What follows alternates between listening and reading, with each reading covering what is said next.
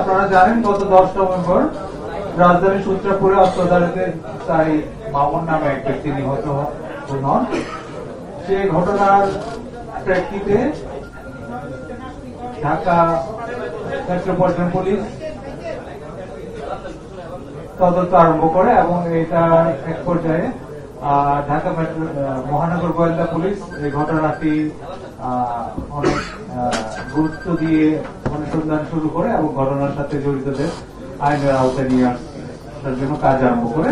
তার প্রেক্ষিতে গতকাল 11 নভেম্বর বাংলাদেশের বিভিন্ন স্থানে অভিযান পরিচালনা করে এই ঘটনার সাথে জড়িত 5 জনকে গ্রেফতার করে এবং এই ঘটনায় ব্যবহৃত 2টি আগ্নেয়াস্ত্র উদ্ধার করে।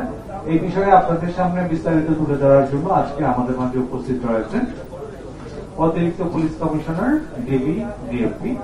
এছাড়া আজকে আমাদের মাঝে আরো উপস্থিত রয়েছেন জনাব Mohammad Nasirul Islam BPM bar, Mohammad Robiul Hossain Bhuiya BPM যুগ্ম পুলিশ কমিশনার গোয়েন্দা উত্তর ডিএমপি, জনাব সৈয়দ হারুনুর রশিদ যুগ্ম police commissioner cyber security, Mustaq Sarkar উপ পুলিশ কমিশনার গোয়েন্দা লালবাগ বিভাগ ডিএমপি।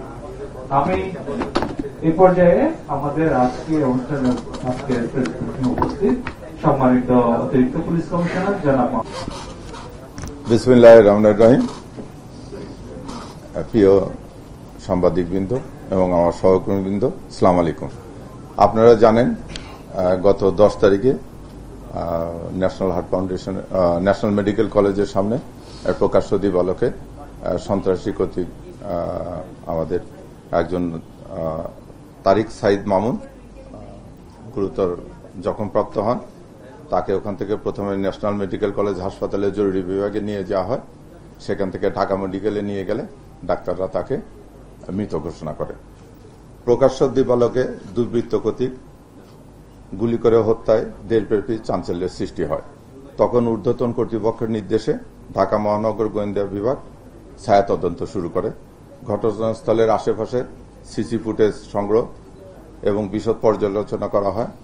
প্রাপ্ত গোয়েন্দা তথ্য এবং ফুটেজ বিশ্লেষণের প্রাপ্ত তথ্যসমূহ বিশ্লেষণ করে প্রাথমিকভাবে অপরাধীদের শনাক্ত করা হয়।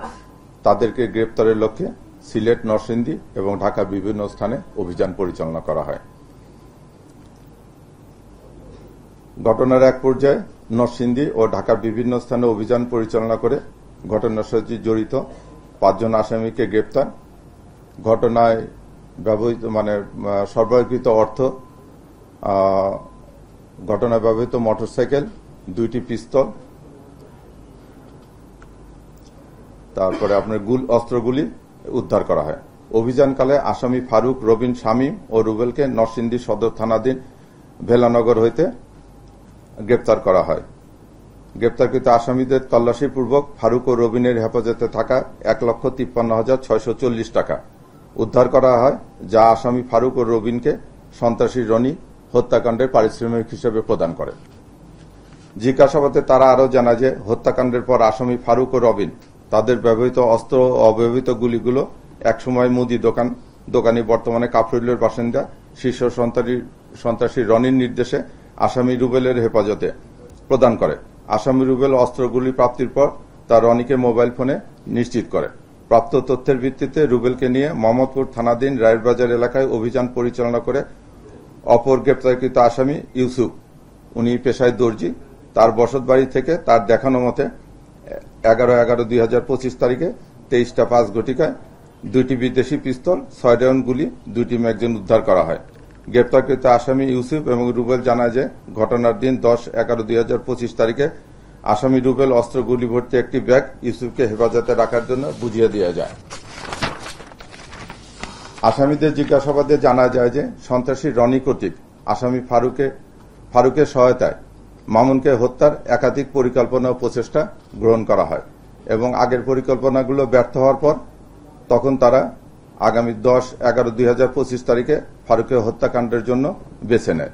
ওই দিন নিহত মামুনের মামলায় হাজিরা দিন ধার্য ছিল।